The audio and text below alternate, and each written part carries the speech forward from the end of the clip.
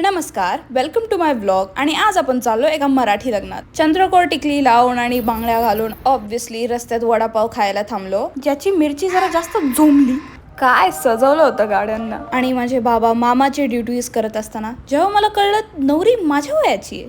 माझ्या पहिलं तर मला हे कळत नाही केरळ स्टाईल मराठी लग्नात का घातलंय. मीच एकटी होती जी मराठी ट्रेडिशन्स फॉलो करत होती. गुदगुदी होती थोडं जास्तच. जे पण मला पाहिजे होतं सगळं माझ्या समोरून जात होतं. त्यापेक्षा मी बुफेलाच जाऊन बसले. माझे सगळे आत्या माझं लग्न त्यांच्या मुलांसोबत करायचं बघताय, बिकॉज आय द मामाची मुलगी. आणि त्यांचं वय काय? ह्यांच्यासोबत करू का मी लग्न?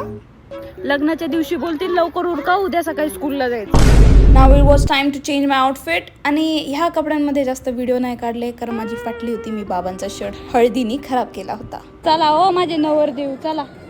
नवरदेव खूपच लो आहे, चला हो.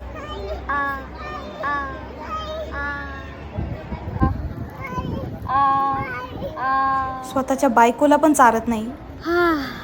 मला कॉपी करते का मुलीने तेच कपडे घातले होते तर मी तिचाच गजरा चोरून फोटो काढले. मोमेंट एन्जॉय करण्याच्या नादात व्हिडिओज काढले नाही. काय इन्फ्लुएन्सर बनणार मी. नवरीला छोट्या बाळांसोबत ठेवलंय. ती छोटी आहे, तिला काय छोट्या मुलांसोबत ठेवताय. माझी दर लग्नाची ट्रेडिशन अक्षता संपली की आईकडून घ्यायची.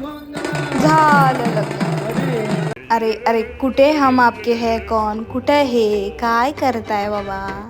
भाई मी तेवढी खुश आहे, ज्या मुलासोबत माझं लावणार होती आत्या त्याचं आज लग्न झालंय. आता तरी मी सुटले. अजून एक मुलगा आहे मला.